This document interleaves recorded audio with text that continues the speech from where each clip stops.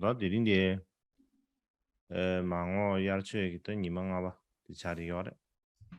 Dan di to ya Więc dzisiaj mamy piąty dzień nauk Marmy. Marnok, przepraszam.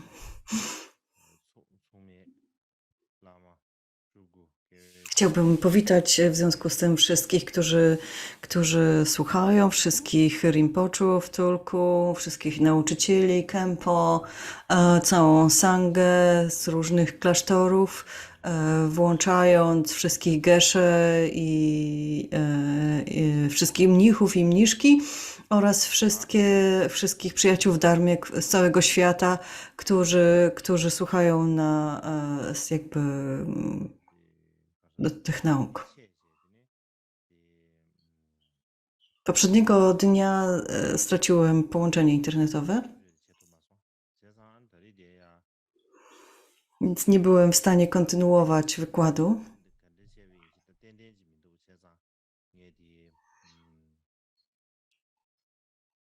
Nie wiem dokładnie, w którym momencie jakby ten wykład został przerwany.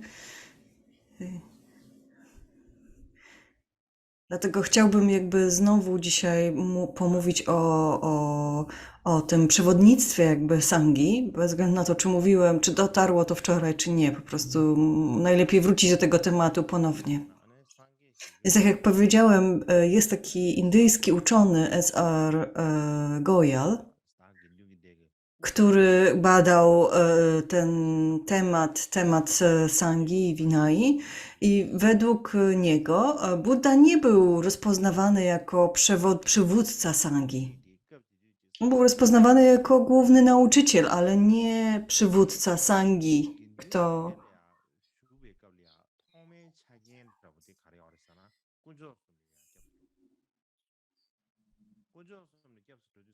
상계를 접수 채우려고 상계를 접수 채우려고 상계를 ene temben du shesu 상계를 소수게 남던 법고 Kiedy zaczynano odosobnienie deszczowe, to należy.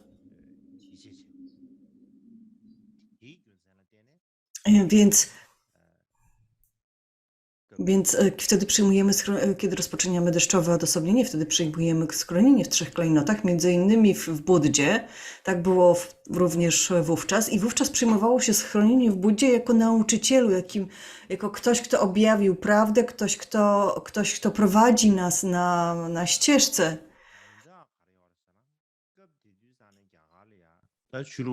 Przepraszam, ja źle powiedziałem. Goyal mówił, że Buddha był rozpoznawany jako lider Sangi, a nie, że nie był. Był rozpoznawany jako lider Sangi. W tamtym czasie w ogóle w Indiach wszystkie szkoły, wszystkie jakby takie grupy duchowe wędrownych tułaczy, bo tak to się wtedy odbywało po prostu, każdy miał jakiegoś lidera, jakiegoś przywódcę, osoba, która była głównym nauczycielem, ale też również nie tylko nauczycielem, ona również jakby zarządzała tą społecznością, mówiła, co wolno jej robić, co nie.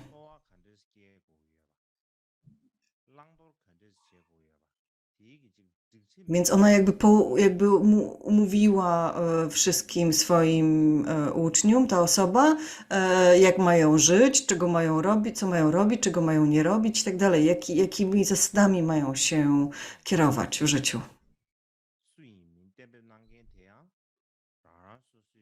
Ten taki lider, taki przywódca również jakby wskazywał swojego następcę.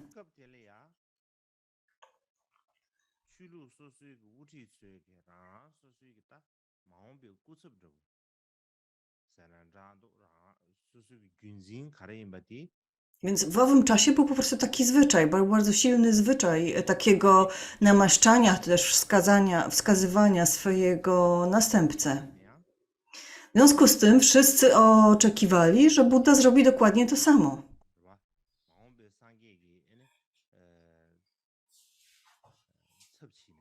Dlatego zarówno pośród uczniów Buddy, jak i pośród jakby na zewnątrz tej społeczności wielu ludzi jakby pytało, kto będzie takim następcą.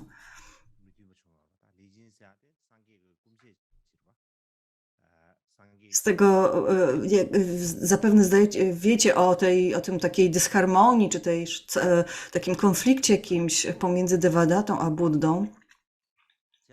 Devadatta był synem wuja Buddy, więc byli kuzynami. I wygląda na to, że ten konflikt jakby zrodził się z tego, że Devadatta cały czas jakby miał nadzieję, jako jego kuzyn, że zostanie następcą Buddy. Natomiast Buddha się na to nie zgodził. Devadatta poprosił Buddę wprost, że oddaj mi swoją sangę, jakby to ja ją poprowadzę, albo Buddha się powiedział, że absolutnie, że on się na to nie zgadza i i stąd jakby i podobno stąd pojawiło się tyle konfliktów, jakby, że Devadatta cały czas chciał się za to zemścić, za tą zniewagę i pokazać, że jest lepszy od niego.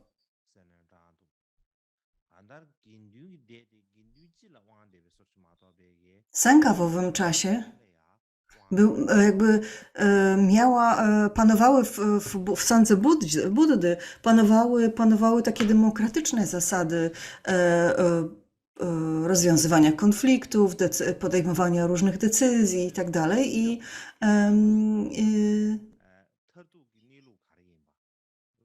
I zazwyczaj, i oczywiście też, i takie zasady przekazał jakby Buddha na końcu, również kiedy odchodził, to powiedział, że bądźcie dla siebie swym własnym opiekunem, przyjmujcie tylko schronienie w dharmie. My nazywamy Buddę jest dla nas nauczycielem, tak? On nie był królem, który rozkazywał sandze, który karał albo nagradzał i tak dalej. Był po prostu nauczycielem, który radził, który pomagał, który prowadził, a nie kimś, kto był i wskazał sandze jednocześnie takie metody demokratyczne rozwiązywania konfliktów, podejmowania decyzji.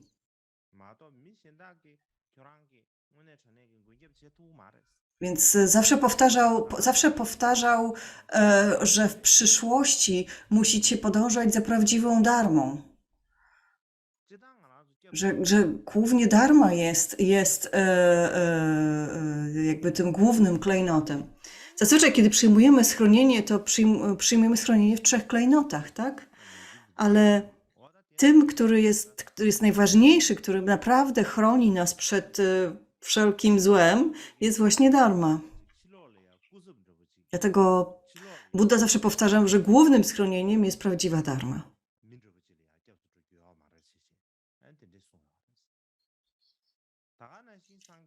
Więc nie nakazał nikomu, aby przyjmować schronienie w jakimś swoim następcy, w jakiejś osobie, która miałaby być jego jakby przywódcą sanghi po nim.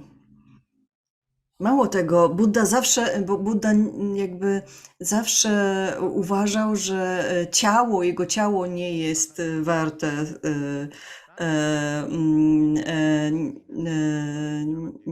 nie jest schronieniem, tylko jego słowa, jego nauki są schronieniem.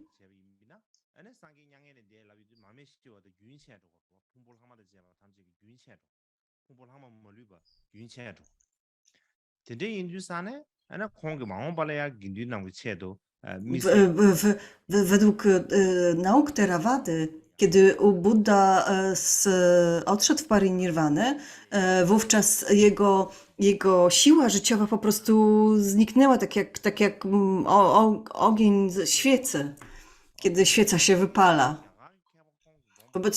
Wobec czego nie mógł dalej pomagać swojemu zgromadzeniu, przynajmniej według nauk Theravady. I często wskazywał, że sutra Pratimoksha, czyli zasady i ślubowania są nauczycielem, są tym przewodnikiem, który on po sobie zostawił. Po odejściu Buddy wielki minister Magady Varshakara spytał Anandę, kto w przyszłości, kto zatem będzie liderem Sangi, kto będzie przewodniczył Sandze. Ananda wówczas od razu odpowiedział, że Sanga będzie podążała kierunkiem wyznaczonym przez prawdziwą dharmę.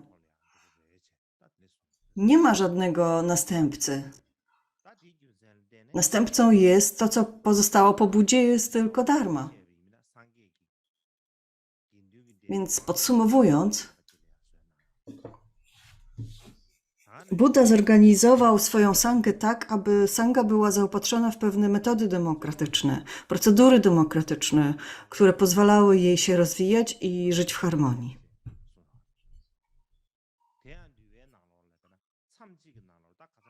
Więc wyraźnie wskazywał na to, że kiedy pojawiają się jakieś dysputy, jakieś waśnie, to trzeba używać tych metod. I to nie dotyczy jakby tylko wewnątrz jednej społeczności mnisiej, ale też pomiędzy społecznościami. Tak jak mówiłam, każda społeczność mnisia była jakby taką autonomiczną, niezależną jednostką, która mogła się rządzić swoimi prawami. Więc członkowie sangi żyjący w jednym jakby klasztorze, czy też wtedy to była jakaś jedna społeczność po prostu, oni mogli wyznaczać na przykład swoją starszyznę, tak, swoich zarządców. A kiedy pojawiły się jakieś dysputy, jakieś spory, rozwiązywało się je w ten sposób, że obie strony musiały się spotkać twarzą w twarz i o tym porozmawiać. Dodatkowo był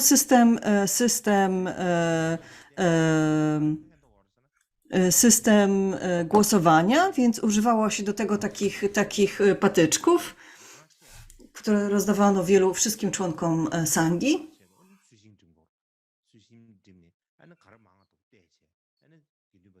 I jakby licząc te patyczki, tak, można było ocenić opinię, jaka panuje ogólnie w sandze, która opinia jakby ma większość, która jest dominująca. Była wyznaczana osoba, która liczyła i dbała o te patyczki. Więc to był taki...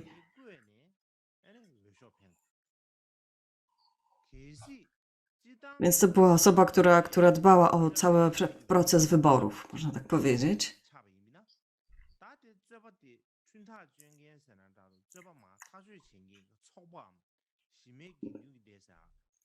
Kiedy zaś pojawiła się jakaś taka dysputa, którą nie można było w ten sposób jakby rozwiązać, wówczas Buddha jakby przekazał drugą metodą, że każda strona wyznaczała jakby swoich reprezentantów, którzy się zbierali i rozmawiali między sobą tak długo, aż doszli do rozwiązania, do porozumienia jakiegoś.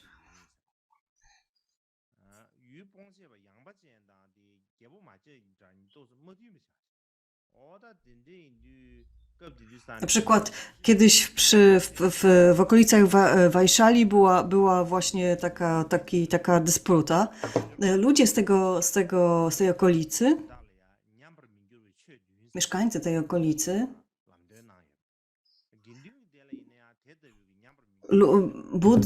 Buddha przekazał im 7 dharm zapobiegających ruinie. I Buddha przekazał tego podobne 7 dharm, jakby 7 dharm również sandze. Więc bardzo wyraźnie Buddha przekazywał tego rodzaju jakby metody rozwiązywania wszelkich konfliktów. Sanga jako całość miała jakby władała sobą, była swoim własnym zarządcą. Więc jaką władzę miał Buddha? W tej sprawie wielu współczesnych uczonych ma różne opinie. Na przykład japoński uczony Ui Hakuju uważał, że Buddha nie miał zbyt wielkiej władzy nad Sangą. Przekazał nauki, kiedy pytano o rady, to przekazywał rady, ale po prostu był takim członkiem, był jednym z członków Sangi, był ważnym członkiem Sangi, ale był po prostu członkiem Sangi. Tak, inny uczony, Watanabe, zaś mówi, że z punktu widzenia praktyki buddyjskiej, to w ogóle nie jest ważne, kto miał władzę w sandze, a kto nie. Nie ma żadnych procedur, żadnych wskazań dotyczących władzy w sandze. Żadnego wskazywania władcy i tak dalej. Podobnie inny uczony o nazwisku Dat mówi, że w buddyzmie nie ma takich metod, takiego sposobu, aby zdobyć jakby pełną władzę, pełną jakby władzę nad całą sangę. Nie ma nawet takich możliwości. Inny uczony Matsumoto mówi, że kiedy Buddha odchodził w parynirwanę i również dalej 100 lat po odejściu Buddy nie było żadnego lidera, żadnego przywódcy sangi.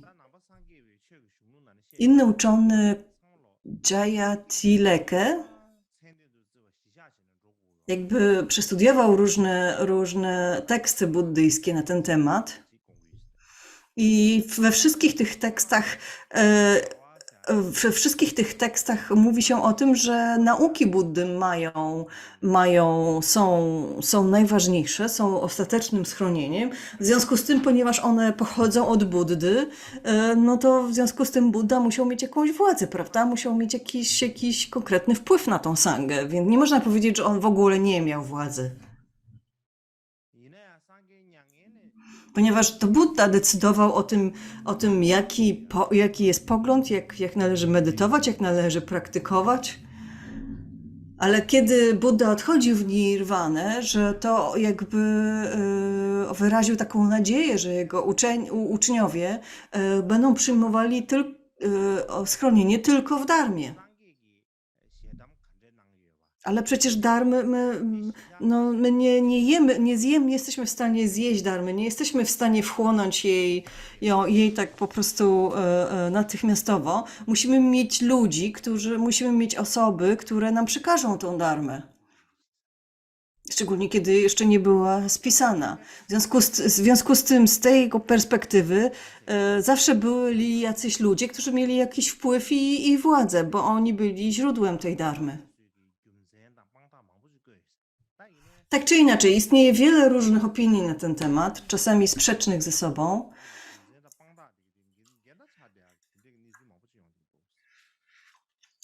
W wielu tekstach Buddha, w wielu sutrach Buddha mówił do swoich uczniów,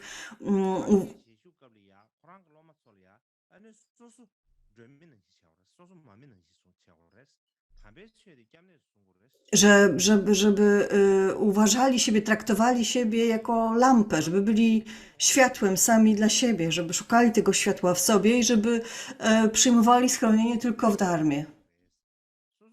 Więc również za swego życia Buddha jakby nie przyjmował tej władzy. On nauczał i on uczył uczniów, żeby sami dla siebie byli władcami, żeby polegali głównie na sobie i na prawdzie. W pewnym sensie Buddha sam za życia jakby odrzucał taką pełną władzę w sensie rozumienia. Ananda więc nigdy nawet nie spytał Buddy o to, kto będzie jego następcą. Po prostu to było z wszystkich tych nauk Buddy, które Ananda usłyszał od niego, było to po prostu oczywiste. Więc na przykład ten minister Varshakara, który pytał o to Anandę po odejściu Buddy, jakby był zdziwiony, to jak to nigdy go nie zapytaliście, nigdy nie poprosiliście o to? Nie, po prostu Buddha nauczał inaczej. Buddha zawsze uważał, że dharma ma największą władzę, że dharma jest ostatecznym tym prawem, jest ostateczną ścieżką. I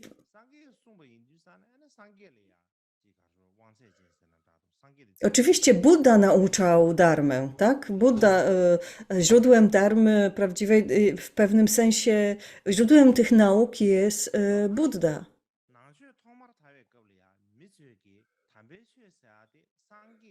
Ale trzeba pamiętać o tym, że Buddha, kiedy osiągnął przebudzenie, to nie jest tak, że on stworzył jakąś prawdę, że stworzył jakąś dharmę. On tylko pokazał, zrozumiał sam, odkrył i zrozumiał sam prawdziwą naturę zjawisk. Nie stworzył nic swojego. W zasadzie ta dharma nie należała nawet do Buddy. On tylko opowiadał o swoim doświadczeniu, opowiadał, jak do niego doszedł, radził, jak inni mogą do tego dojść, ale nie stworzył żadnego swojego własnego prawa. On po prostu odkrył i pokazał innym prawo rzeczywistości, prawo istnienia. Więc z tego punktu widzenia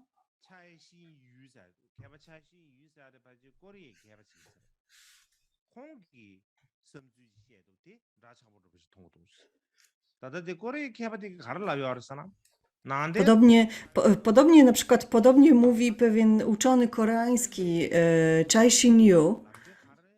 On mówi o tym, że kiedy na początku nauki Buddy zaczęły się upowszechniać, wówczas nikt nie uważał, że jego instrukcje były jakieś takie autorytatywne, że były ostateczne. To nie jest tak,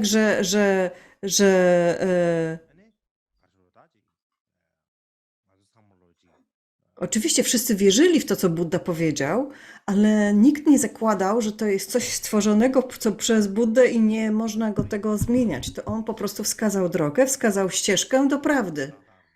I ta prawda jest autorytatywna, ta prawda jest ostateczna. Więc z tego punktu widzenia jest w tym dużo prawdy,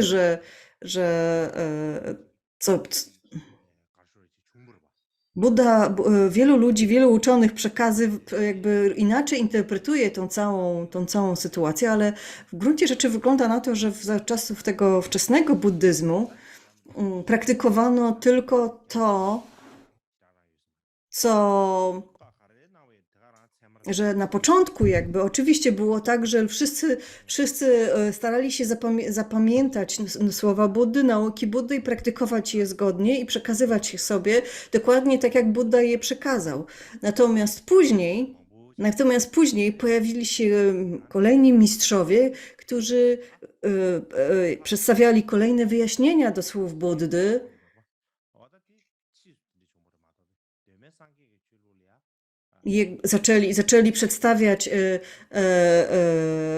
Zaczęli przedstawiać prawdę względną, prawdę absolutną i tak dalej. Chciałbym tutaj dodać do tego, że kiedy spojrzymy na sutry przetłumaczone na język tybetański, te sutry dotyczące parinirwany, to w tych tłumaczeniach często mówi się o tym, że Buddha powiedział, że jego następcą będzie Pratimoksha, będzie Sutra Pratimoksha, czyli te zasady, które dotyczą życia Sanghi.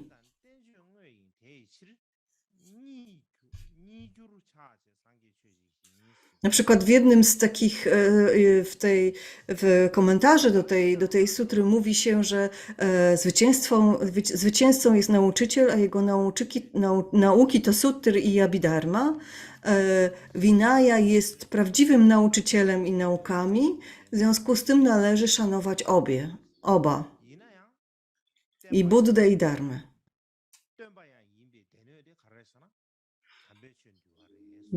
Więc w zasadzie wszystkie, co to znaczy? To znaczy, że wszystkie sutry i tantry są naukami, ale Vinaya jest i naukami, i nauczycielem.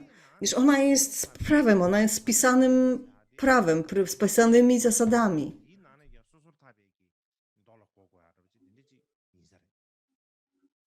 Oczywiście i też nie mówimy tutaj o Vinaya jako takiej, tylko mówimy o tej właśnie sutrze Pratimoksha. Więc w pewnym sensie, jeśli chodzi o zarządzanie sangą, wówczas można powiedzieć, że sukcesorem Buddy były właśnie zasady spisane w sutrze Pratimoksha. Więc kto był następcą Buddy, to nie była osoba, to był tekst. To był zbiór zasad.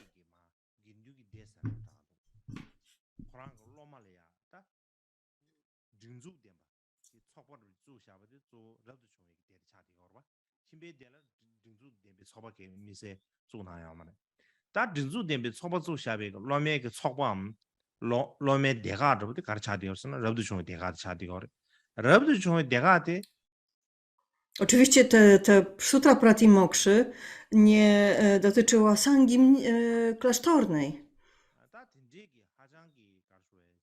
Nie. Na przykład ta grupa 5 pierwszych uczniów, oni nie byli bhikszu w sensie święceni.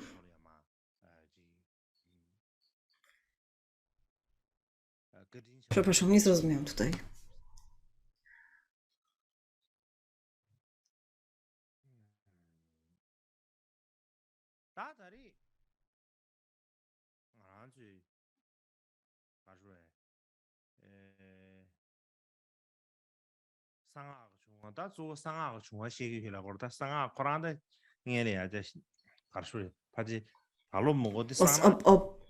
Więc w zasadzie powinniśmy teraz mówić o mantrze, tak? O tajemnej mantry. Więc niektórzy się mogą zastanawiać, kiedy do tego dojdziemy, do tego tematu, może w przyszłym roku. I oczywiście tematem jest pochodzenie sekretnej mantry, ale musimy i powoli dojdziemy do sedna tego tematu, ale zanim do niego dojdziemy, muszę powiedzieć o Vinaya i o pochodzeniu sangi, pochodzeniu klasztorów. Dlaczego? Dlatego, że kiedy spojrzymy na całą historię buddyzmu, pierwsze pojawienie się sangi, pierwszy rozwój Vinai i klasztorów,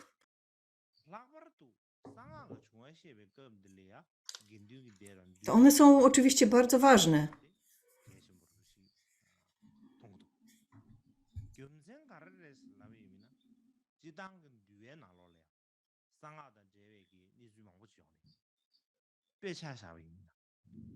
Bardzo ważne jest jakby brać pod uwagę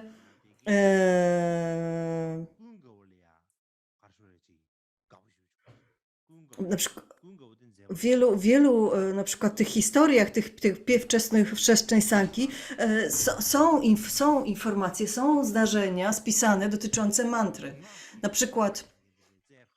przykład Vinaya jest taka też opowieść o pięknej kobiecie, która zakochała się w Anandzie i rzuciła na niego jakby urok, żeby się w nim zakochał. Więc Buddha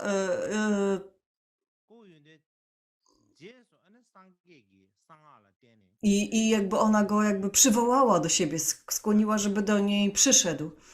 Buddha wówczas zobaczył to i uwolnił go od wszelkich zagrożeń płynących z mantr i zaklęć. Innego razu w Finai mówi się o tym, że była wielka epidemia, powiedzmy jak koronawirusa na przykład, i to była epidemia, która wybuchła w Vaishali. I wówczas Buddha wysłał Anandę do Vaishali, aby recytował słowa określonej mantry i miał recytować mantrę i miał recytować później określone wersy dodatkowo.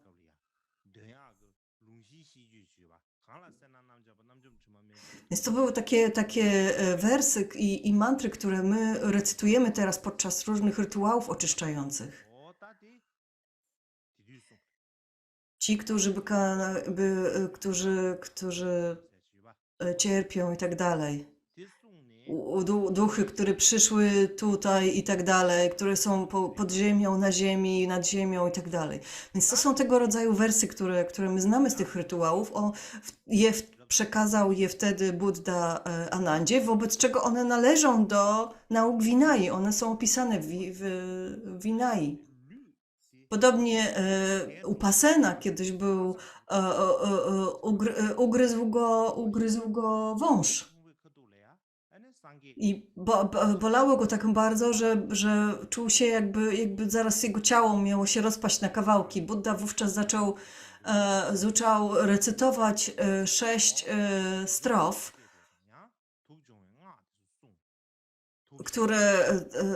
które my również recytujemy podczas takich rytuałów oczyszczających.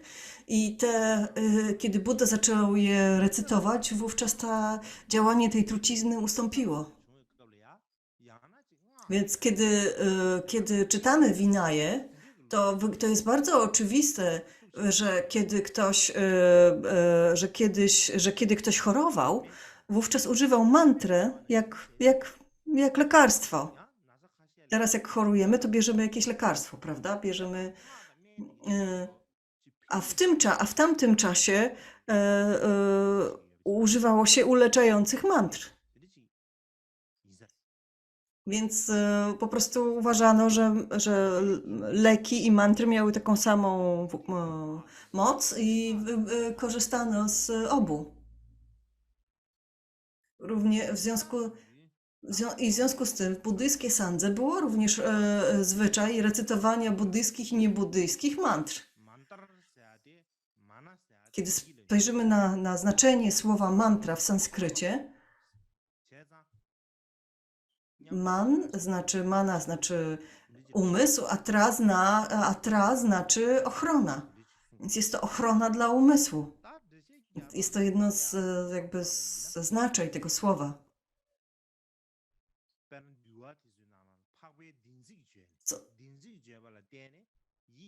Więc Vinaya, kiedy mówimy o mantrach, kiedy mówimy o prawdziwych słowach szlachetnych ludzi, które chronią umysł i tak dalej, więc w pewnym sensie cała dharma można określić słowem mantra.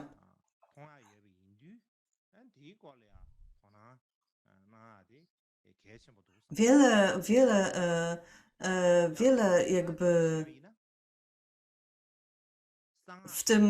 w tym czasie pojawiło się wiele pierwszych jakby takich tantrycznych rytuałów jakby tajemnej mantry i one są opisywane, to już się pojawiło za życia Buddy. Ludzie, to jest bardzo ważne, aby to zrozumieć, gdyż ludzie buddyści z Theravady mówią, że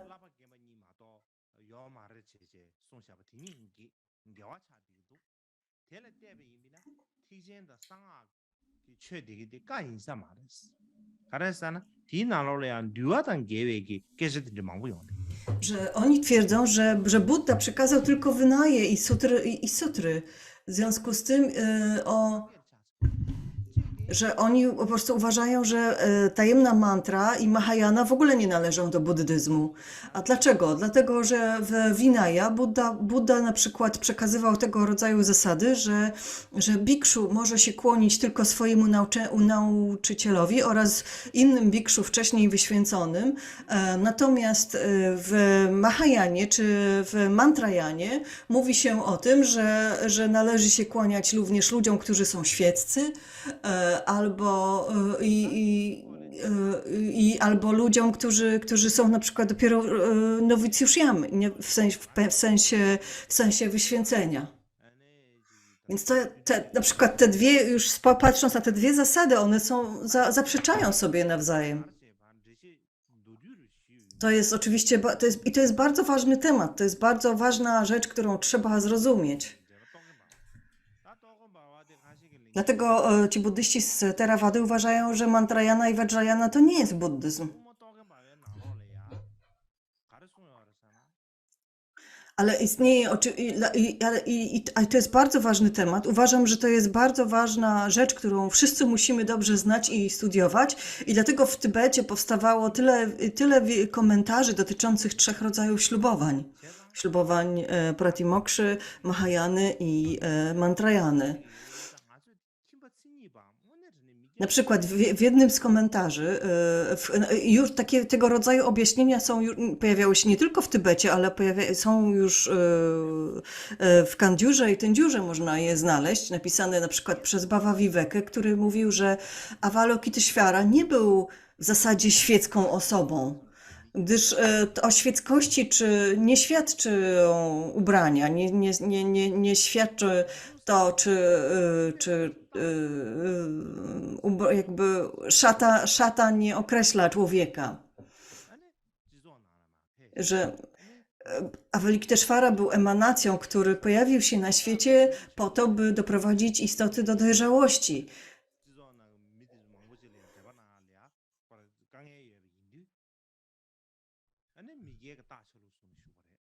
Kiedy taki Avalokiteshvara odrodziłby się w społeczności klasztornej, wówczas nie mógłby nawiązać tak szerokiego kontaktu z tak dużą ilością istot i ludzi, gdyż społeczność klasztorna jest niejako zamknięta, ograniczona, prawda? Podobnie Bhava Viveka mówił, podobnie Buddha jakby pojawiał się wcześniej jako kowal, jako zwierzęta, w formie zwierząt, w formie myśliwych i tak dalej. Właśnie z tego samego powodu. Czasami bodhisattwowie pojawiają się jako zwyczajni ludzie, ale mogą być emanacjami, a jednocześnie są emanacjami Buddy. I w związku z tym nadal należy im się szacunek i należy oddawać im cześć. Vinaya, w samych tekstach Vinaya również istnieje jakby historia na ten temat. Że najpierw była ta grupa 5 pierwszych uczniów, potem była kolejna grupa 5 uczniów, który się, i pośród nich był jeden, który miał na imię Kirti. Kiedy spotkał Buddy, on był świeckim. Ale od razu, kiedy spotkał Buddę, osiągnął stan arhata. I od razu Buddha przekazał mu instrukcję i on po prostu momentalnie osiągnął stan arhata w swoich własnych świeckich strojach, tak?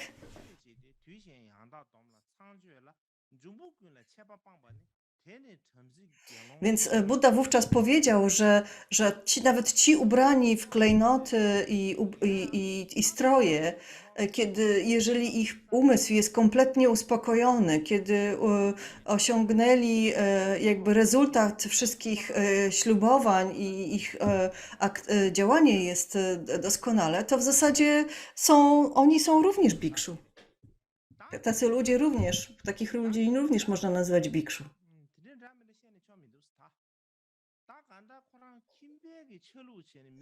Więc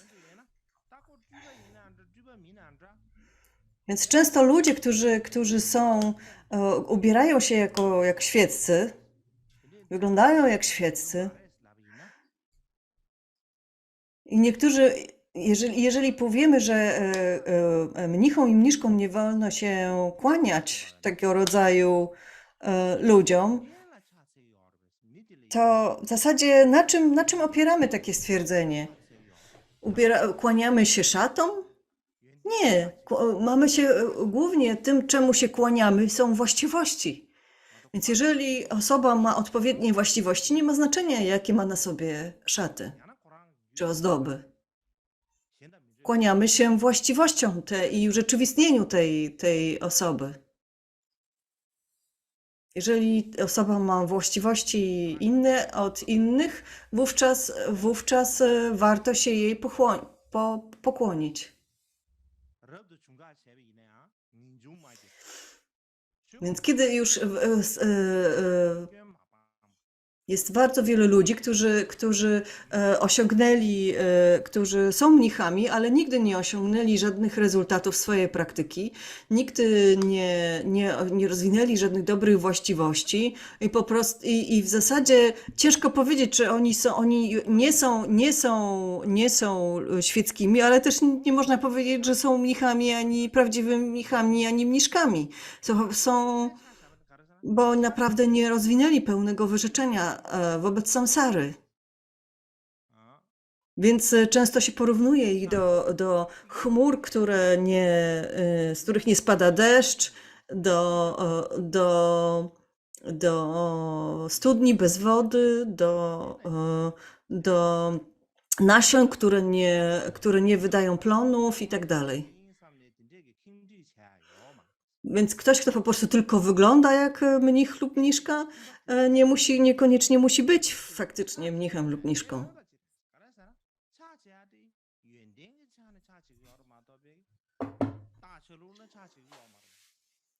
Więc mnisi i mniszki, którzy nie mają żadnych właściwości, w zasadzie powinni kłaniać się i czcić i z szacunkiem odnosić się do świeckich, którzy mają tych właściwości bardzo dużo.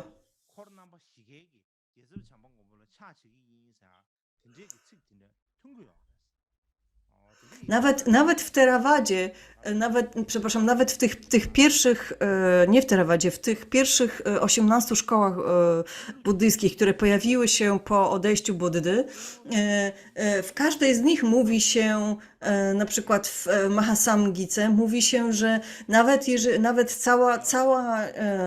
wszyscy mnisi i mniszki, wszystkie bikszu muszą składać pokłony Maitrei. Tak? Czyli Bodhisattwie Maitrei. Często istnieje. Natomiast co mówi się na przykład w tekstach Vajrayany, w tekstach tajemnej mantry? Na przykład w 50 strofach o guru często mówi się o tym, że na przykład jest taki fragment, który mówi o tym, że aby uniknąć krytyki, bikszu może na przykład ustawić święte teksty przed sobą, żeby nie wyglądało na to, że on się kłoni świeckiej osobie, może postawić święte teksty nad tą osobą i wtedy się jej pokłonić. Albo wewnątrz w siebie tajemnie się jej skłaniać i składać jej i ją czcić. To jest bardzo ważny tekst, 50 strof. Bardzo, bardzo ważny w wielu szkołach tybetańskich. Mam nadzieję, że w przyszłości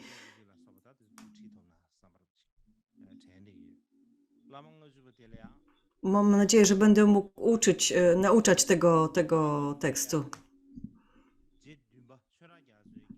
50 wersów o guru.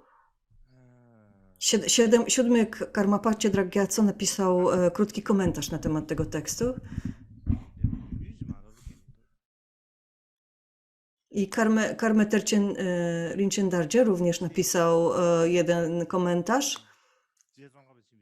Jeden, który uważam, że jest bardzo dobry, to komentarz wielkiego Tsongkapy.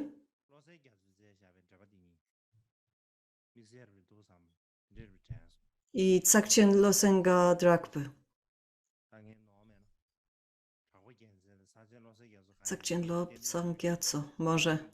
Nie pamiętam. Nie. Jeden z wielkich mistrzów Sakya. Nie pamiętam teraz dokładnie, który. Tak czy inaczej, te komentarze są bardzo wartościowe. Tak czy inaczej, ten tekst 50 wersów guru właśnie mówi o sytuacji, w którym jak bikszu mogą jakby kłonić się świeckim bez wywoływania skandalu. Jeżeli aby uniknąć tego rodzaju sytuacji, jakby krytyki i tak dalej, to właśnie można postawić teksty nad głową tego świeckiego. Bo co zrobić, kiedy jesteśmy bikszu, a naszym guru jest osoba świecka albo osoba, która jest na przykład nowicjuszem?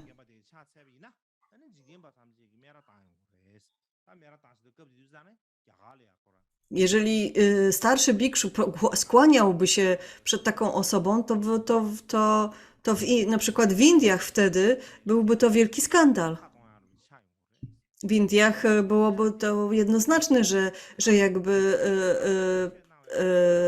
status danej osoby w sandze wynika z tego, kiedy przyjął ślubowania bikszu.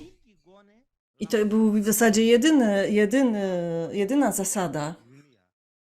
Więc co te wersy, 50 wersów dla guru jakby sugerują? No to, żeby postawić jakiś na przykład posąg Buddy nad tą osobą albo teksty dharmy i żeby to wyglądało tak, że im się kłaniamy. Ale tak naprawdę wewnątrz nasza intencja byłaby taka, żeby skłonić się tej osobie. Nadal dobrze byłoby służyć tej osoby, na przykład przygotowywać miejsce dla tej osoby, wstawać, kiedy przychodzi i tak dalej. I trzeba cały czas, i jakby ogólnie trzeba cały czas służyć tej osoby. Problem bardziej wynikał z tych po prostu pokłonów.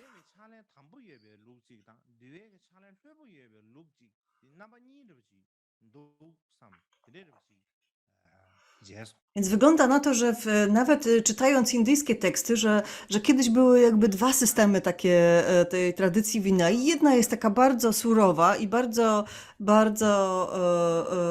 surowa, a druga taka bardziej swobodna, można powiedzieć, bardziej gdzie... I ta pierwsza jakby właśnie mówi o tym, że bikszu może kłaniać się w zasadzie tylko Buddzie albo kimś, kto wcześniej przyjął ślubowania niesie. Ślubowania bikszu. W zasadzie bikszu nie powinien się kłaniać nikomu innemu.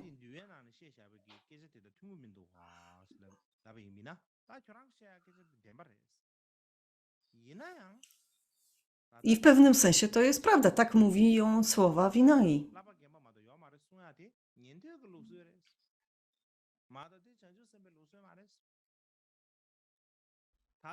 Ale z drugiej strony to dotyczy tylko śrawaków, tylko buddystów Theravady. W tradycji Mahayany i w tradycji Vajrayany wygląda to zupełnie inaczej. I te tradycje mówią, że nie ma błędu w tym, aby bikszu kłaniał się osobie świecce, jeżeli ona jest warta pokłonu.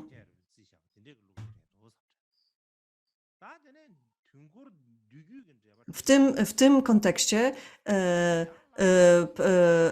wiele komentarzy mówi o tym, że jakby te zasady płynące z Mahayany i z Vajrayany są ważniejsze niż te płynące z Vinaya. Podobnie jest taki komentarz do Tantry Kalachakry, który mówi, jeżeli bikszu ma mistrza, nauczyciela, który jest osobą świecką albo jest osobą o niższym statusie, na przykład nowicjuszem, to co powinien wtedy robić?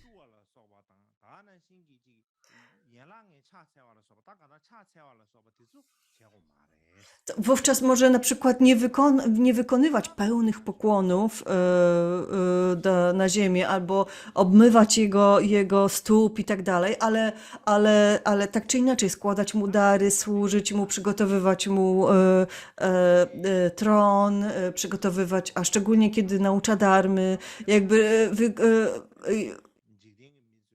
ale co,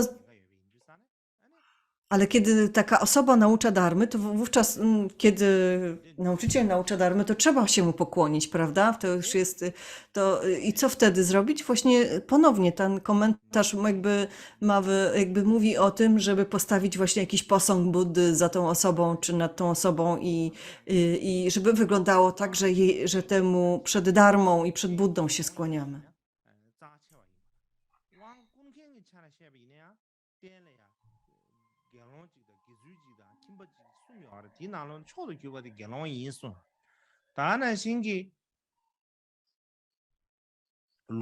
Oczywiście najlepiej by było, gdyby to bikszu był tym duchowym nauczycielem i utrzymywał wszystkie nauki i tak dalej.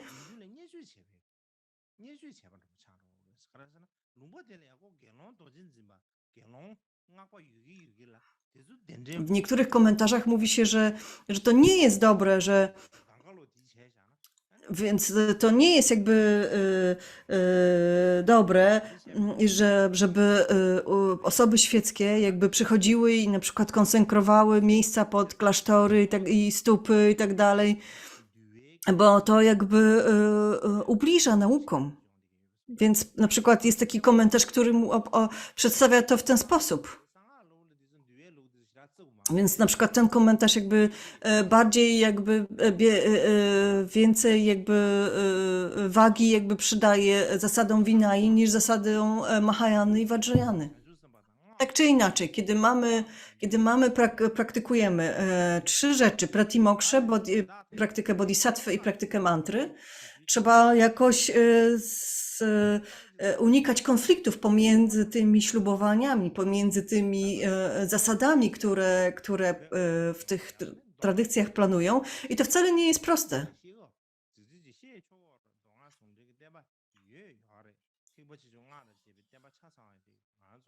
Na przykład mówimy, że w Tybecie praktykujemy i sutry i tantry jednocześnie, tak? Czyli praktykujemy wszystkie te trzy tradycje jakby najprawdopodobniej taka sytuacja jest w zasadzie tylko w Tybecie, że jednocześnie praktykuje się i pratimoksze i praktyki pratimoksze, bodhisattwy i mantrayany jednocześnie.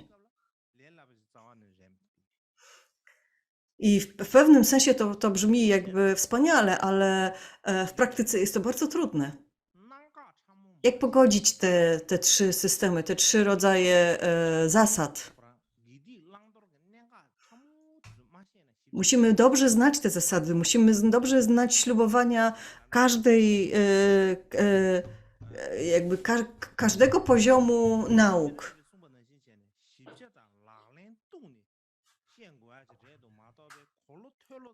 Dlatego bardzo ważne jest, aby dobrze je zrozumieć i żeby polegać na faktycznie na słowach Buddy i mistrzów na ten temat, a nie tylko na tym, co się domyślamy.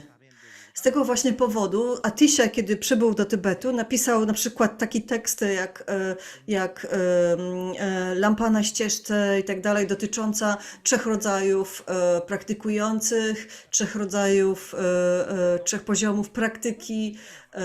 To jest bardzo, bardzo ważny temat, który każdy z nas powinien przestudiować.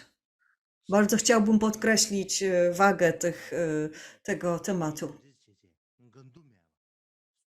Musimy wiedzieć, jak te wszystkie 3 praktykować. Jak praktykować, żeby one sobie zawzajem nie zaprzeczały, aby umieć je połączyć. Teraz jest dobry moment na 30 minut przerwy.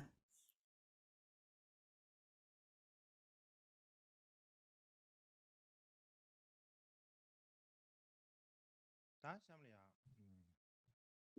다 다리 가 다 전신 당고디 다리 쉬야 전신 당고디 긴유대랑 근데 총수 요즘 총수세야 되고 이번에 다 뒤는 주동의 슈아인 주동의 가래 수입니다. Więc najpierw mówiliśmy o pochodzeniu Winai 대대개치주야. i możemy teraz podsumować jakby ten temat dotyczący Sangi i Winai. 대양양하르기 개발고요. Trzeba pamiętać jakby również o jakby ogólnie takim historycznym znaczeniu Sangi. Ponownie jakby cytując, nawiązując do indyjskiego uczonego Goyala, trzeba pamiętać, że społeczność buddyjskiej Sangi odegrała bardzo ważną rolę nie tylko w historii buddyzmu, ale również w historii Indii i w ogóle wszystkich krajów azjatyckich.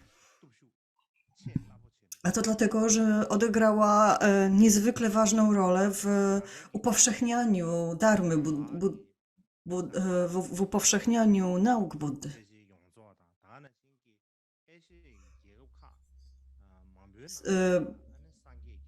Członkowie Sangi buddyjskiej dotarła do całych Indii z tymi naukami oraz a następnie później do wszystkich krajów Azji w zasadzie. Gdyby nie było Sangi, gdyby nie było tej społeczności, to nigdy by do tego nie doszło. I oczywiście większość tych, szczególnie w tych pierwszych stuleciach tych osób to była sanga klasztorna.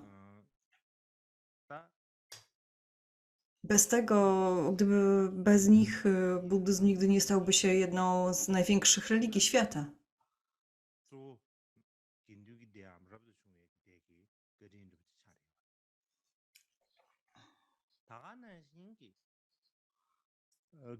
Więc jakby podstawą tego rozkwitu dharmy, upowszechniania dharmy była właśnie sanga.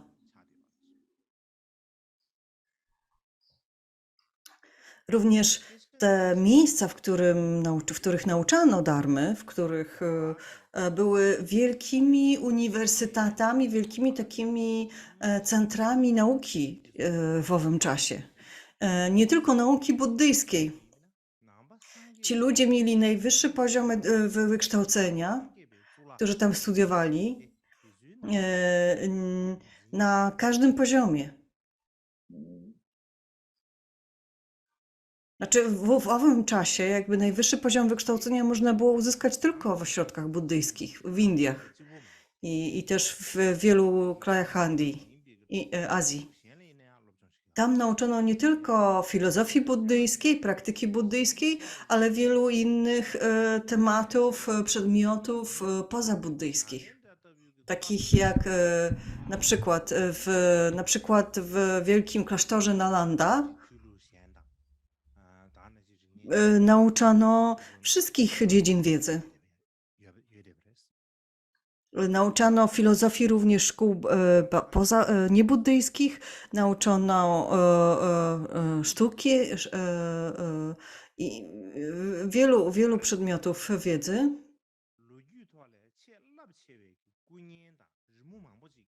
Na przykład wiele posągów i malunków powstało właśnie w klasztorach. Weźmy za przykład jaskinię Ajanty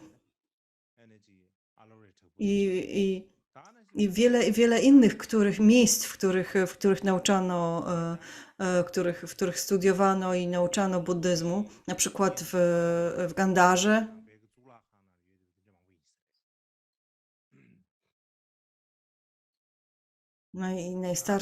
Najwspanialsze jakby posągi Buddów powstały właśnie w tych ośrodkach.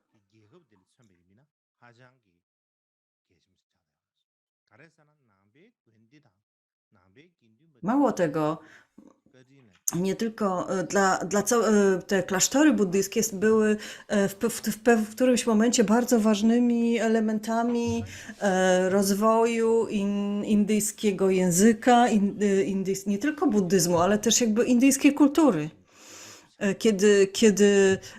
Kiedy upowszechniano dharmę Buddy w Azji, upowszechniano również język sanskrycki, upowszechniano kulturę indyjską, upowszechniano obyczaje indyjskie. Weźmy na przykład te nauki z Ajanty, z tych jaskini Ajanta. W zasadzie późniejsze malunki, późniejsze jaskinie, takie jak w Dunhuan czy w Sigiri na Sri Lance, one jakby naśladują te oryginalne dzieła sztuki w Ajancie. Więc buddyzm wpłynął w niewiarygodny sposób, w wielki sposób na całą kulturę Indii.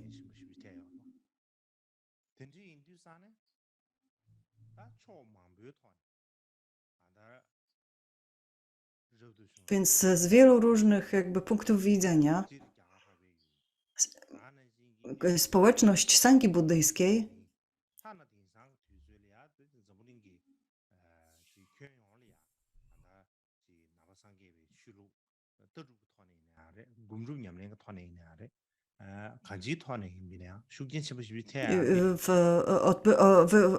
była bardzo ważna, że zarówno dla Indii, jak i dla reszty kontynentu.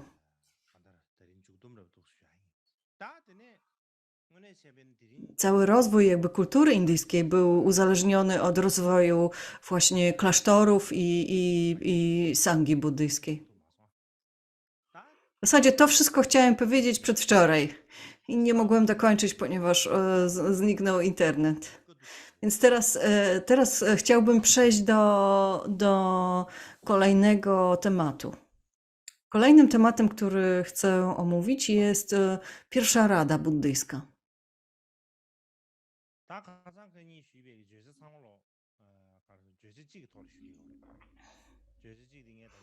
Do tej pory mówiliśmy na temat sangi i zasad funkcjonowania sangi, jak powstały pierwsze klasztory i tak dalej. Jak powstały Vinaya.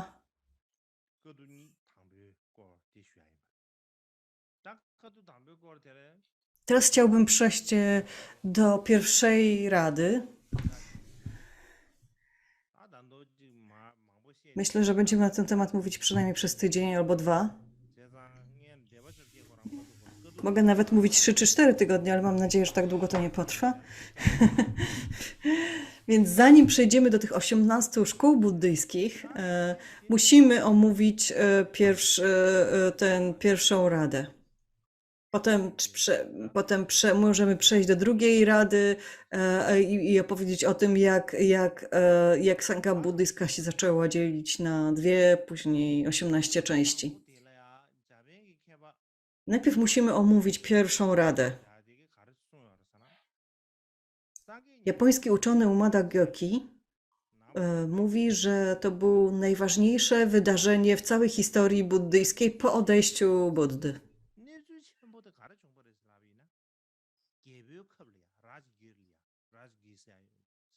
To było w zasadzie ta rada odbyła się w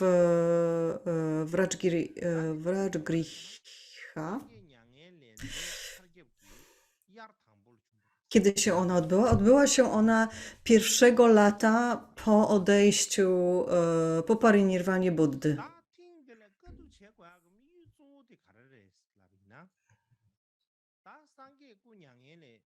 Głównym powodem jakby zorganizowania tej rady było to, aby powtórzyć sobie, odświeżyć, zebrać wszystkie nauki Buddy, które Budda jakby przekazał w ciągu swojego życia.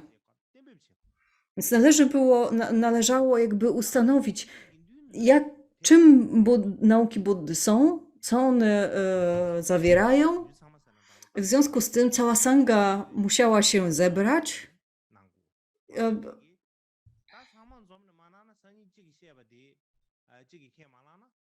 Nie każdy mógł, nie każdy jakby brał udział w tej,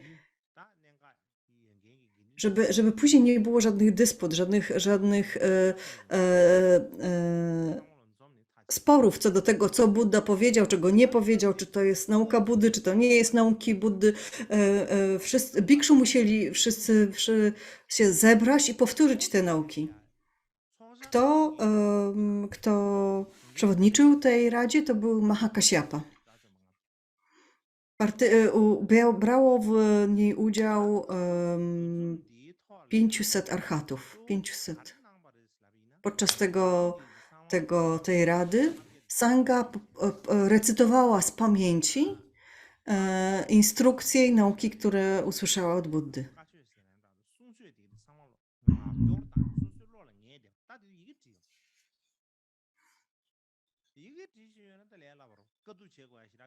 Ponieważ było to...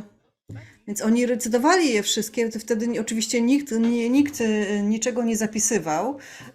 Wszystkie te nauki trzeba się po prostu zapamiętywano. Bikszu wtedy to, co usłyszeli, zapamiętywali, powtarzali sobie na drugi dzień rano, powtarzali przez wiele lat sobie samym i swoim uczniom, więc w ten sposób jakby utrzymywali te instrukcje i nauki Buddy. Ponieważ było to pierwsze takie zgromadzenie, nazywa się je pierwszą radą, ponieważ odbyło się w Rajagriha, nazywano je czasami też radą w Rajagriha, a ponieważ uczestniczyło w nich 500 bikszu, czy też archatów, to czasami nazywa się ją radą 500 archatów, czy też radą 500. Japoński uczony Hirakawa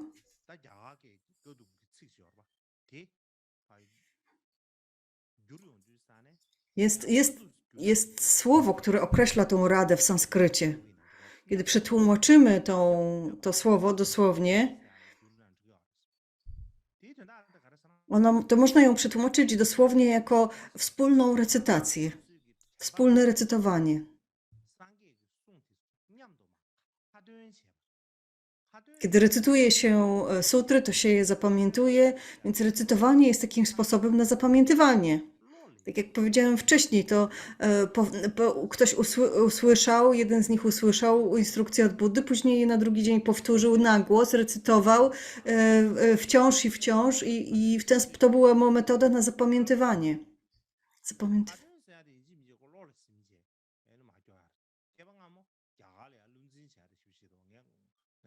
Dzisiaj uczymy się, dzisiaj czytamy sutry, więc jak czytamy, to nie mamy takiej jakby presji, żeby zapamiętać te słowa, bo one są wszystkie zapisane, natomiast kiedyś je zapamiętywano, tak jak indyjscy bramini zapamiętywali Wedy, po prostu powtarzali je nieustannie, aż zaczęli je znać na pamięć, powtarzali za swoim nauczycielem.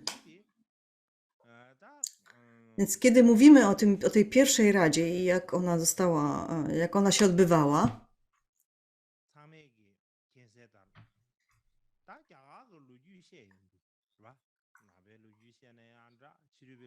jak wiadomo, mówiąc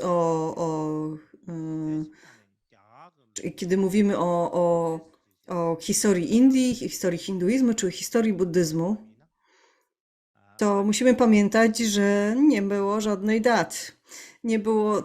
Nie było żadnych zapisów historycznych w owym czasie w Indiach. I w Indiach nie było takiej tradycji zapisywania. Wobec czego wszystko, co wiemy, to jest zbiór różnych odkryć, wniosków, badań różnych naukowców, religijnych, historyków, archeologów itd. Porównując te wszystkie badania, które oni przeprowadzają, możemy stworzyć pewien obraz sytuacji. Tworzy się wiele różnych hipotez, opinii dotyczących tego, co, jak i kiedy się wydarzyło. tak to dzisiaj wygląda. Więc po co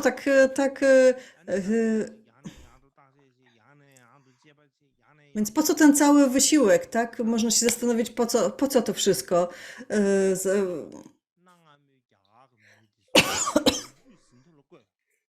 A to dlatego znaczy robi się to dlatego, że nikt nie zapisywał historii w owym czasie. Czyniono to w innych krajach, natomiast nie czyniono tego w Indiach.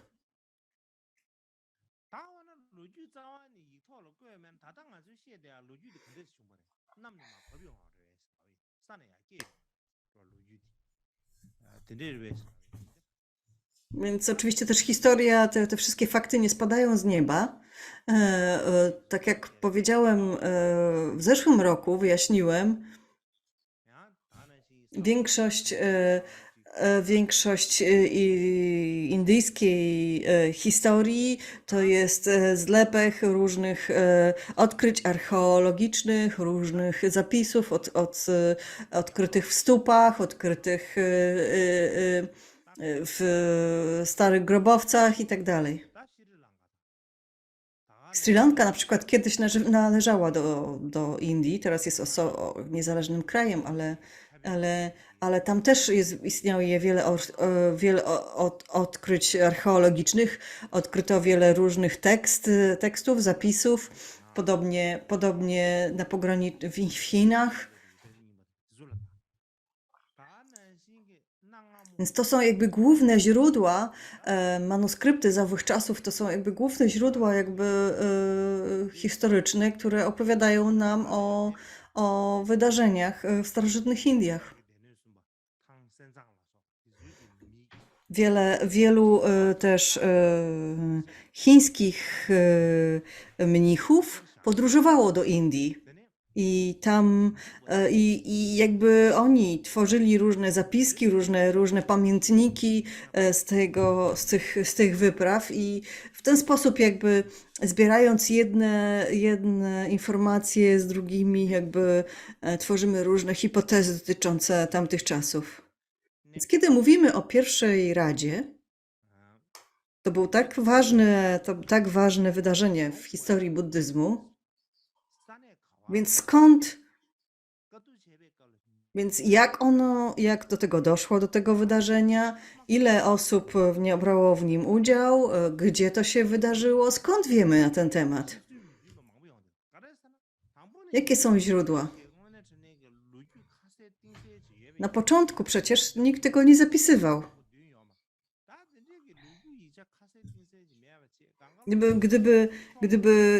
I są różne opinie, różne informacje na ten temat. Gdyby ktoś to spisywał, gdyby ktoś robił jakieś zapiski historyczne, nie mielibyśmy teraz tego problemu.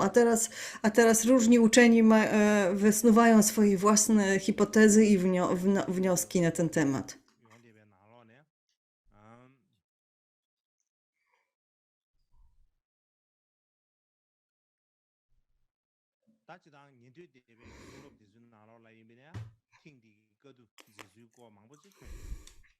Z punktu widzenia Theravady, to jest w ich zapisach jest wiele informacji, wiele manuskryptów mówiących o pierwszej Radzie. Ale one są jakby niespójne.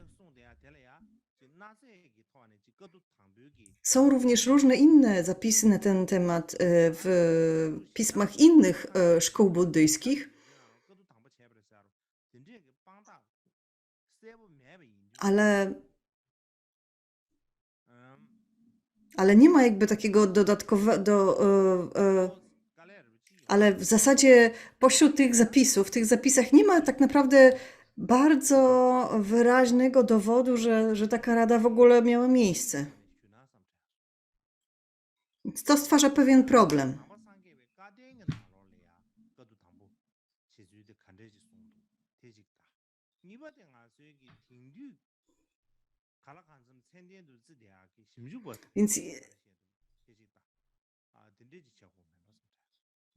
Więc Jedno źródło jakby informacji na temat tej rady mamy właśnie w tych różnych zapisach, które wspominają o tej radzie w sutrach i tantrach, w buddyjskim kanonie, a drugim źródłem są badania współczesnych jakby historyków. I musimy oba te źródła wziąć pod uwagę.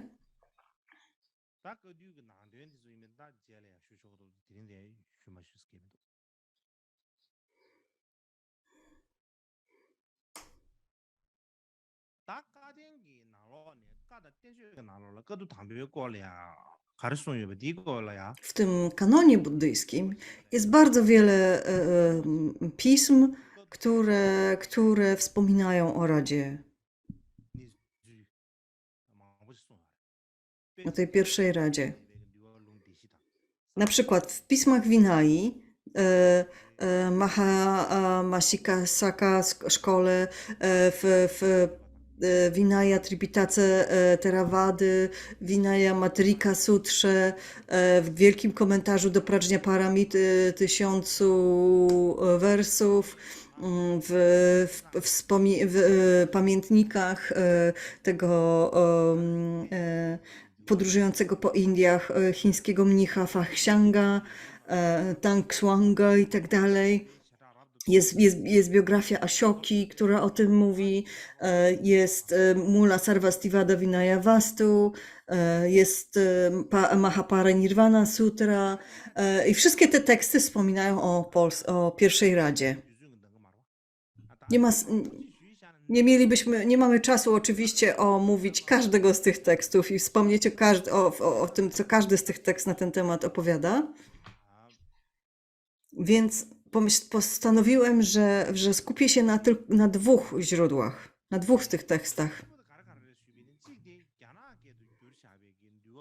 Więc te dwa teksty, więc to był pierwszy tekst Vinaya przetłumaczony na język chiński, a drugim tekstem jest wielki komentarz do 100 000 straw Prajna Paramity Nagarjuny.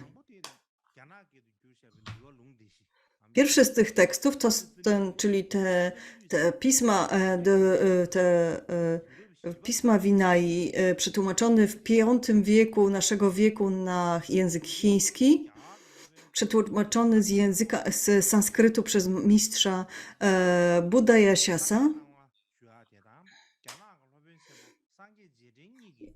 Buddhayashas i wielki mistrz, wielki acharya chiński Buddha Smriti.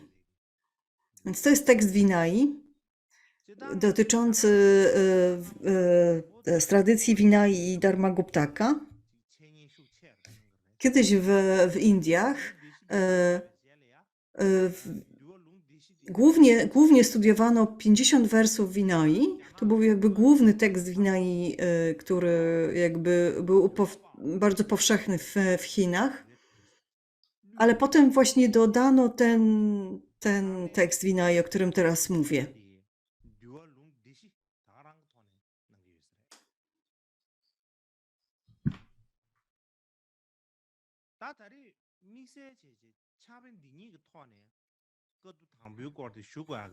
Więc dlaczego a drugim tekstem jest właśnie ten komentarz do Prajna Paramity. Więc dlaczego wybrałem te dwa teksty?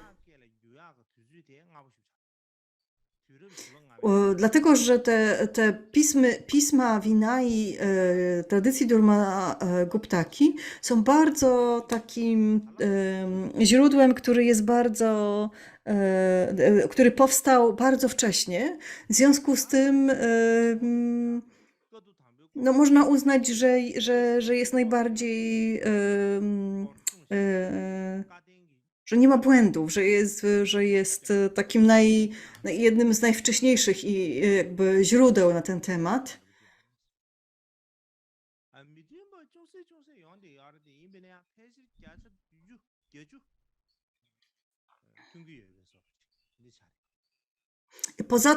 Poza tym ten tekst jakby mniej więcej w 80% zgadza się z wszystkimi innymi tekstami Vinai odnośnie tematu właśnie pierwszej Rady. Więc jest to bardzo, on pojawił się podczas tego okresu buddyzmu Nikaja, czyli podczas tego okresu 18 szkół. Więc jest bardzo wczesny. Drugim tekstem jest komentarz do Prażnia Paramity autorstwa najprawdopodobniej Nagarjuny, więc on powstał dużo później, kiedy podczas upowszechniania się Mahajany.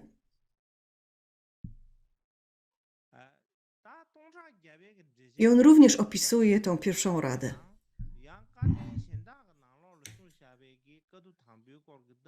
Ten opis z komentarza do Prażnia Paramity różni się od innych tekstów, od innych źródeł.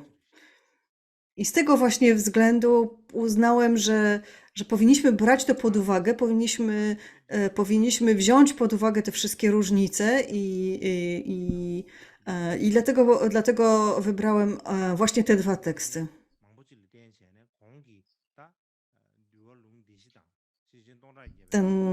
Ten z komentarza Prażnia Paramity jakby brzmi tak, jakby ktoś był obecny na tej radzie w takim bardzo jakby żywym, opisany jest w takim bardziej jakby żywym stylu.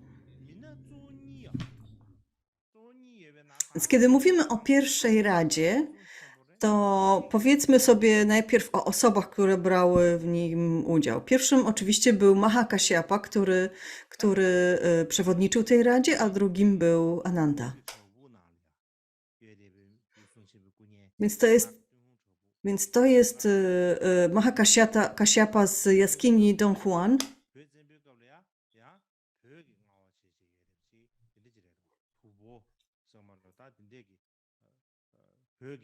W tamtym czasie ten obszar należał do Chin.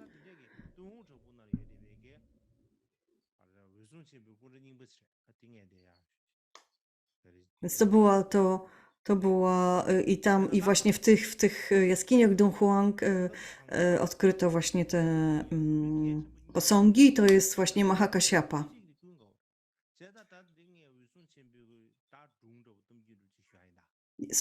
Dwie osoby są ważne w tym właśnie pierwszej radzie. Pierwszym jest Mahakasyapa, drugim jest Ananda, więc zacznijmy od Mahakasyapy. Więc kiedy mówimy Mahakasyapa po tybetańsku,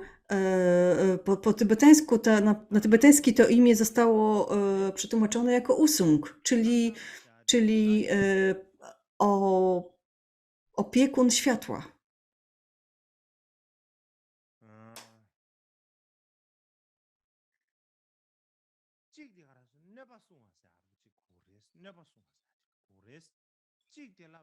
Czyli ktoś, kto chroni albo ktoś, kto chroni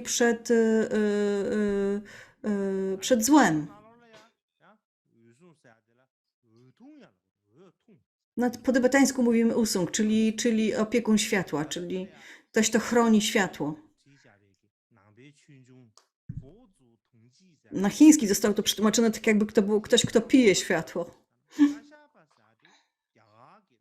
Zgodnie z historią dynastii Sung mówi się, że Kasyapa to jest stary indyjski mistrz, to był dawny indyjski mistrz, który promieniował światłem.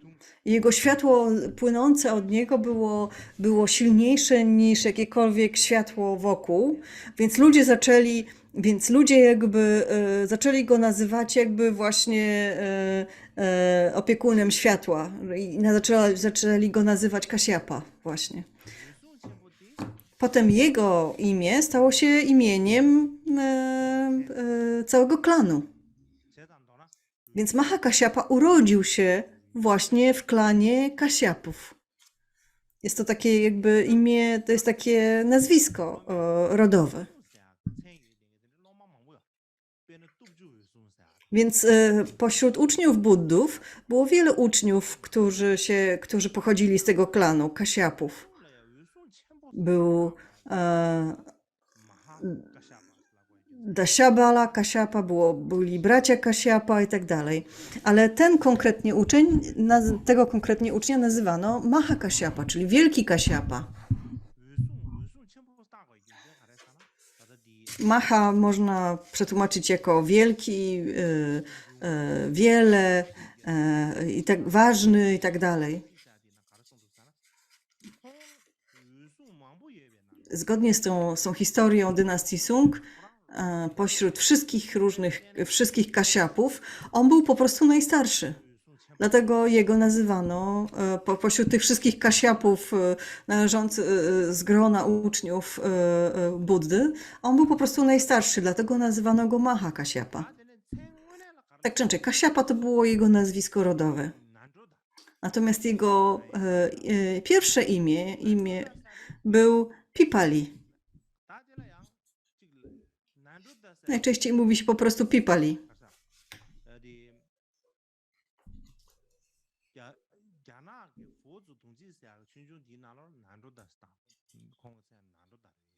W tej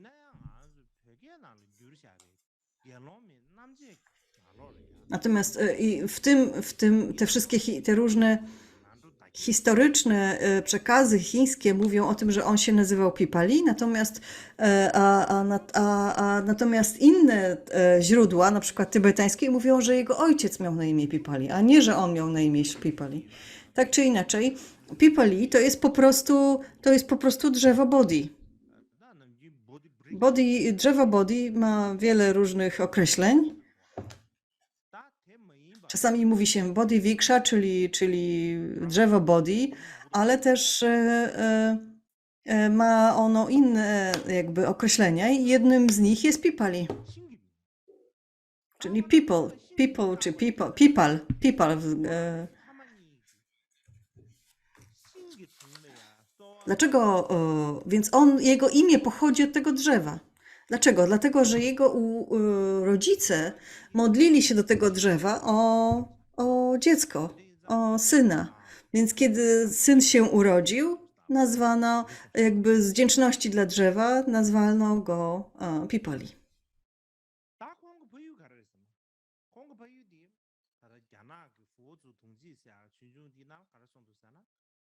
Więc zgodnie z tą historią dynastii Sung, Maha Kasyapa urodził się w Rajagriha, które wtedy było stolicą Królestwa Magadha. Jego ojcem był Kapila, ale Bhikshuni Vibhanga, czyli tłumaczenie tybetańskie tej historii, mówi o tym, że Maha Kasyapa urodził się w mieście Pipal w Magadzie. Po prostu tak się nazywało jedno z miasteczek w Magadzie, w którym rosło bardzo dorodne właśnie drzewo Pipal, stąd całe miasteczko było nazywane Pipal. I że jego ojciec właśnie miał na imię Pipali.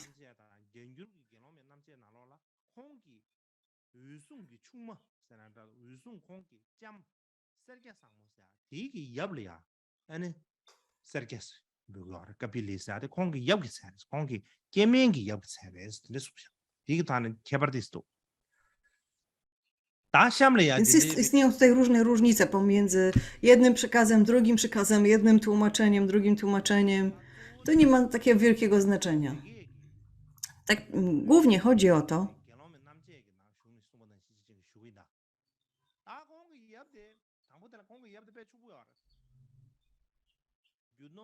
będę mówił o tym, jak to opisuje tłumaczenie tybetańskie.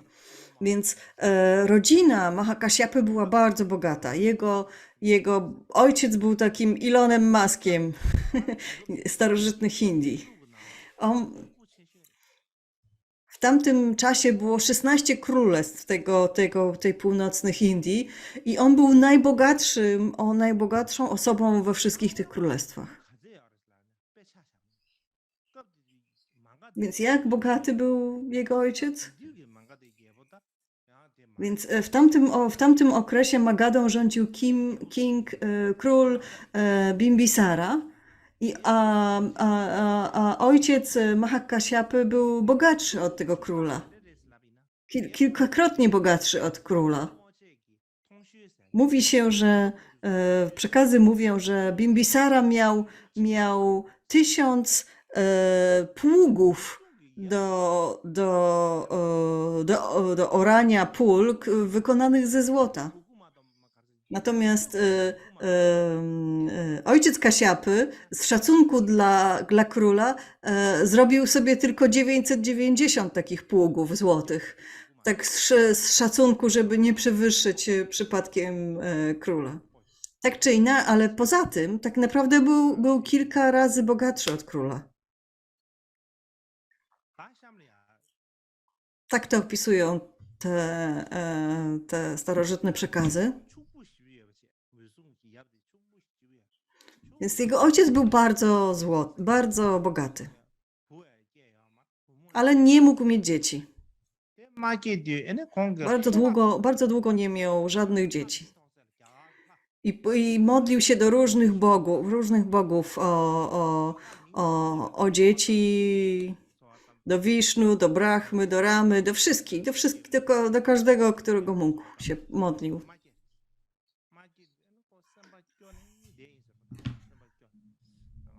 Ale nie miał żadnego potomka i był bardzo jakby smutny z tego powodu. Myślał sobie, jestem dość zamożny, moja rodzina przepadnie, mój ród przepadnie, jest to bardzo straszna perspektywa. Więc jego matka w końcu udzieliła mu takiej rady. Powiedziała: synu, w tym tutaj zagajniku u nas jest bardzo wielkie drzewo pipal, tak? To było olbrzymie drzewo z olbrzymimi konarami. I matka powiedziała: od tego drzewa właśnie pochodzi nazwa naszego miasteczka, Pipal.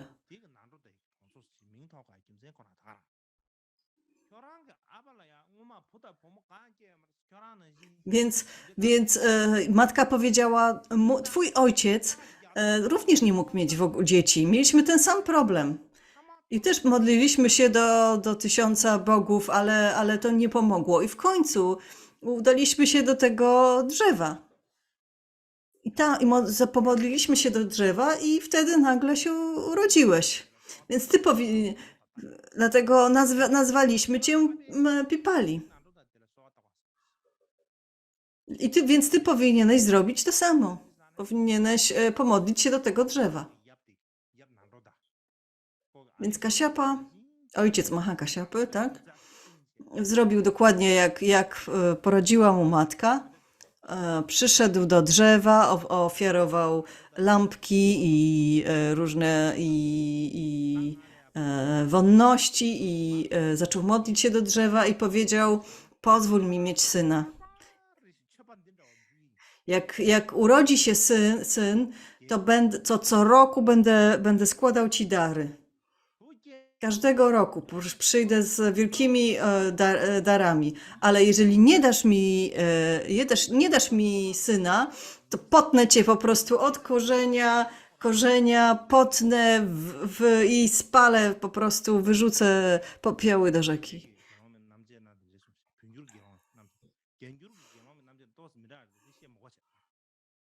Jest to tłumaczenie tybetańskie, właśnie tak przekazuje tą historię. W tym drzewie mieszkał Bóg drzewa. I ten Bóg nie był jakby jakiś potężny. nie miał zbyt wielu zdolności. Więc oczywiście z jednej strony był bardzo, bardzo zadowolony, że ktoś przyszedł i ofiarował mu jakieś dary, a z drugiej strony przestraszył się tych wszystkich e, tych temu, tego, co powiedział Kasiapa, pomyślał sobie, o mój Boże, z jednej strony nie jestem w stanie, więc ja nie mam żadnej zdolności, żeby dać syna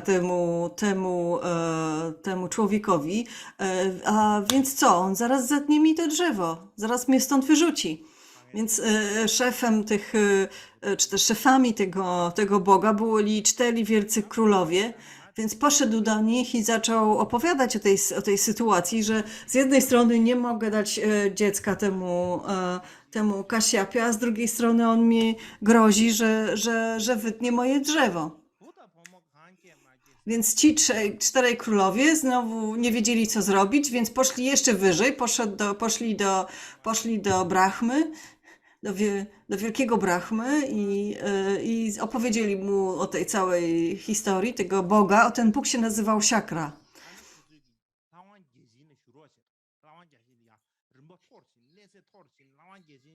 Więc jakby każdy szedł wyżej do kolejnego wyższego Boga.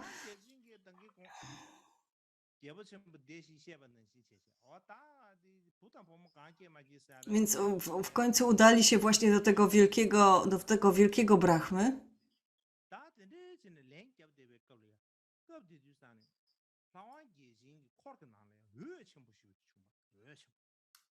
Przepraszam, Shakra to nie był ten bóg drzewa, tylko Shakra to był szef tych 4 królów.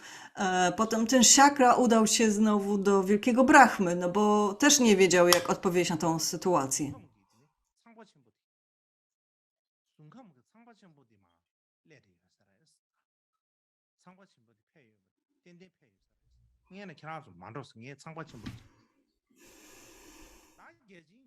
Więc wtedy ten Shakra, kiedy rozmawiał z tymi 4 królami, usłyszał, że nadchodzi wielki Brahma.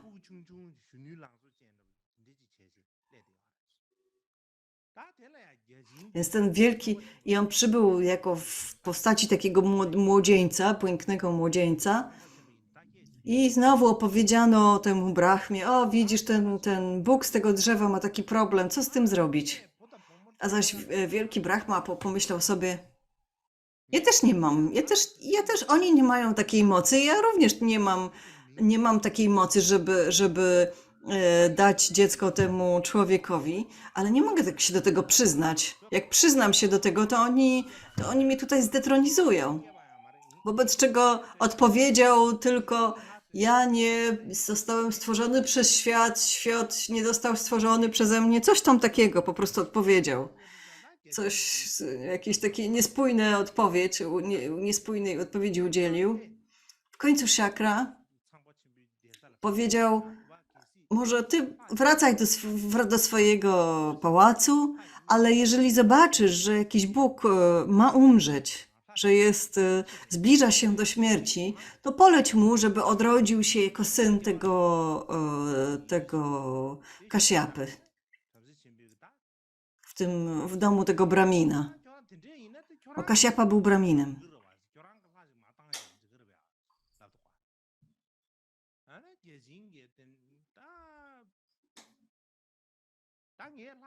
I najpierw wielki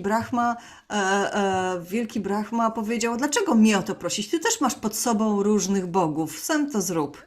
Ale Shankra odpowiedział, że ten Brahmin jest bardzo, bardzo taki zdeterminowany.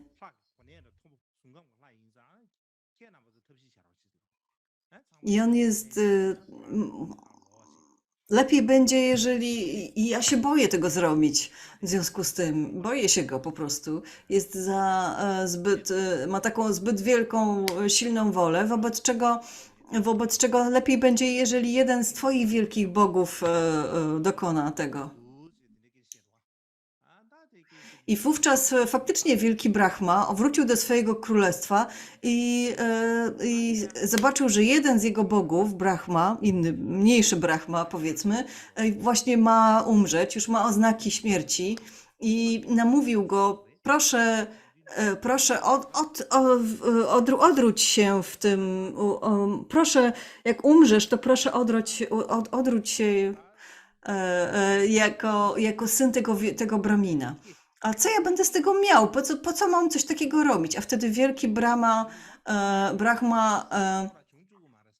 a wtedy wielki Brahma odpowiedział mu, ja wiem, że niedługo na świecie pojawi się Buddha i wtedy ty będziesz mógł w tym właśnie miejscu, wobec czego ty będziesz mógł osiągnąć wielkie wyzwolenie, podążając za Buddą.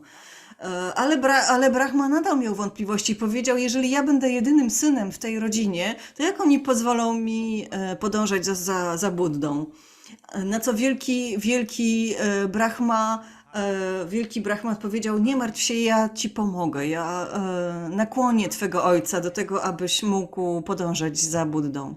Tak czy inaczej, ten mniejszy Brahma odrodził się faktycznie niedługo później w rodzinie tego Bramina Kashyapy, jego żona jego żona zaszła w ciążę i wówczas patrzono, czy jeżeli dziecko się układa nieco po prawej albo nieco po lewej, to wtedy, jeżeli po prawej, to będzie syn, jeżeli po lewej, to będzie córka.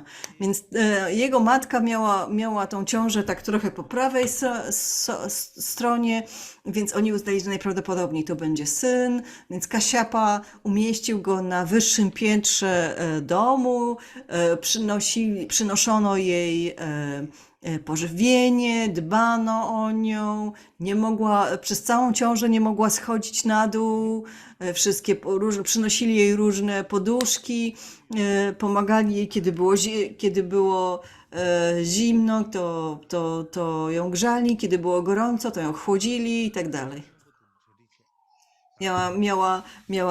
Miała kilku lekarzy wokół siebie, leki różne i tak dalej, i tak dalej. No, był bardzo bogaty, więc było go na to stać.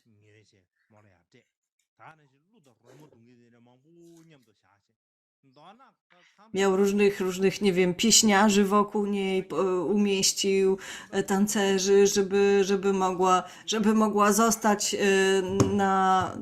na piętrze tego domu. Chciał bardzo, uznał, król uznał, że on musi ją w ten sposób chronić. Praktycznie zamknął ją na tym piętrze. No i tam 8-9 miesięcy później urodził się syn. Ten syn był bardzo specjalny. Często mówi się o 32 oznakach Buddy, tak? A to dziecko miało 7 z tych oznak Buddy. Jeśli chodzi o te takie oznaki na ciele. Czyli miał taki kształt jakby torsu i tak dalej. Więc ojciec był bardzo szczęśliwy, urządził wielkie przyjęcie, usunął wokół domu usunął wszelkie jakby kamienie, głazy,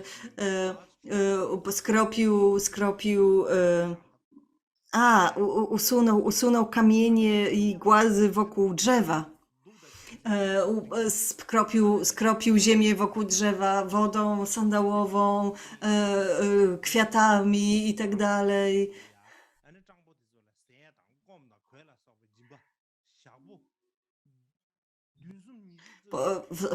Palił, przez 21 dni rozdawał jedzenie biednym w mieście. Zabrał wszystkich swoich, oczywiście zaprosił wszystkich swoich krewnych i opowiedział wszystkim, że ten syn narodził się dzięki modlitwom do tego drzewa Pipal, więc ja również nazwę tego syna Pipali.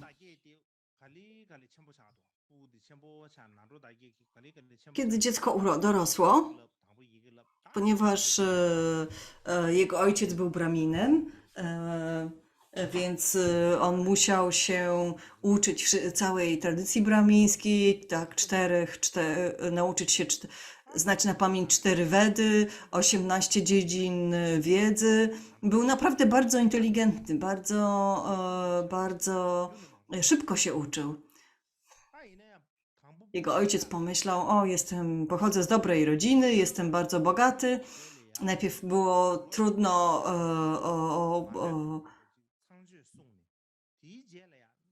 zgodnie z tradycją bramińską, bramin musi się uczyć i żyć w celibacie przez 48 lat, a potem dopiero powinien się ożenić. Ale ponieważ tak długo czekałam na tego syna, lepiej będzie, jeżeli mój syn teraz wyjdzie za mąż. No i powiedział synowi, słuchaj, taki jest kolej rzeczy, to jest natura świata, musisz się ożenić i znajdę ci żonę. Oczywiście Pipali powiedział ojcu, że nie chce tego robić, chce udać się do lasu i praktykować wyrzeczenie. Natomiast jego ojciec naciskał uparcie, że jego ród musi przetrwać i w związku z tym musi pojawić się wnuk. Więc syn Pipali zaczął się zastanawiać nad tym, co z tym fantem zrobić. Więc poprosił ojca o złoto z rzeki Jambu. Więc to złoto było inne od złota z innych źródeł. Więc to jest tego rodzaju złoto. Jest takie trochę czerwonawe. Można powiedzieć, że to jest takie czerwone złoto, tak? Ponieważ jego ojciec był bogaty, więc powiedział, dajcie mu tyle złota, Jambu, ile chce. Więc syn otrzymał wiele złota i poszedł do złotnika i powiedział, stwórz piękny posąg kobiety z tego złota. No i złotnik zrobił mu tego rodzaju posąg.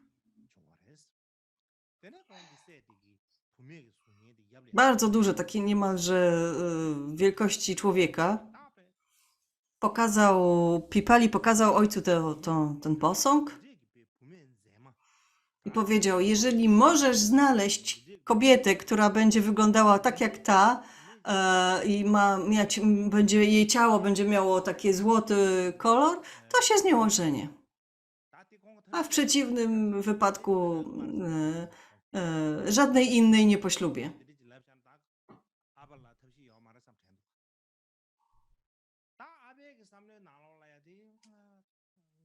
Jego ojciec pomyślał, to będzie trudne zadanie. Jak ja mam znaleźć taką kobietę? On w ogóle o niej nie myśli, on w ogóle ode mnie nie dba, o mnie nie dba. Przecież ja nie znajdę nigdy takiej kobiety o takim kolorze cery i takiej pięknej. Więc znowu popadł w depresję. Ale ponieważ on był wielkim braminem, miał swoich uczniów, tak? Uczniów, którzy się u niego uczyli na braminów. Więc ci młodzi zobaczyli, że ich nauczyciel jest taki smutny, zaczęli go wypytywać o to. On im wyjaśnił całą sytuację, natomiast uczniowie powiedzieli, nie martw się, coś na to porodzimy. Czy możesz zrobić 3 kolejne takie posągi? trzy dodatkowe takie posągi? On powiedział, że tak, oczywiście. Więc ojciec wykonał u złotnika trzy dodatkowe posągi tej kobiety.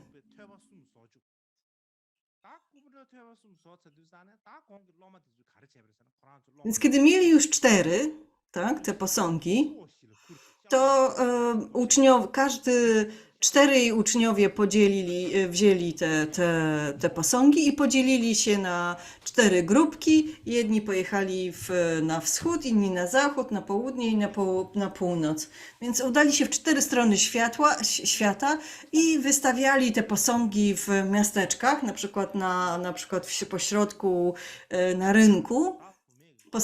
Stawiali ten posąg i mówili ludziom, i zaczęli trąbić, grać na bębenkach i cymbałach i tak dalej, tak jak to się odbywa w Indiach. I mówili, to jest, i powiedzieli, że wszystkie kobiety, które przyjdą tutaj i pomodlą się do tej bogini, to odrodzą się w wyższej kaście, jakby wrzenią się w wyższą kastą, będą i kogokolwiek, z kimkolwiek, za kogokolwiek wyjdziecie za mąż, wasz mąż będzie was słuchał. Więc wszystkie kobiety się nagle zbierały na tym rynku. W tamtym czasie to było jakby główne rzeczy, o które kobiety chciały od życia, wobec czego zaczynały się modlić do tego posągu faktycznie. I po co to robili? Robili to po to, żeby wszystkie kobiety się zbierały i żeby oni mogli zobaczyć, czy jest pośród nich taka kobieta, która przypomina kobietę z tego posągu, która miałaby takie złotawą cerę i tak dalej. Więc robili to przez dłuższy czas, podróżowali w ten sposób przez dłuższy czas, ale nie mogli znaleźć żadnej dziewczyny, która by tak wyglądała.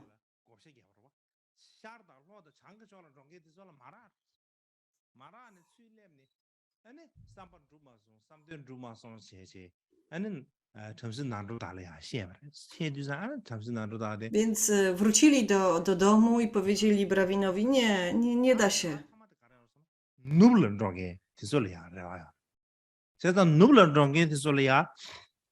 Ale ci uczniowie, którzy wyruszyli na zachód,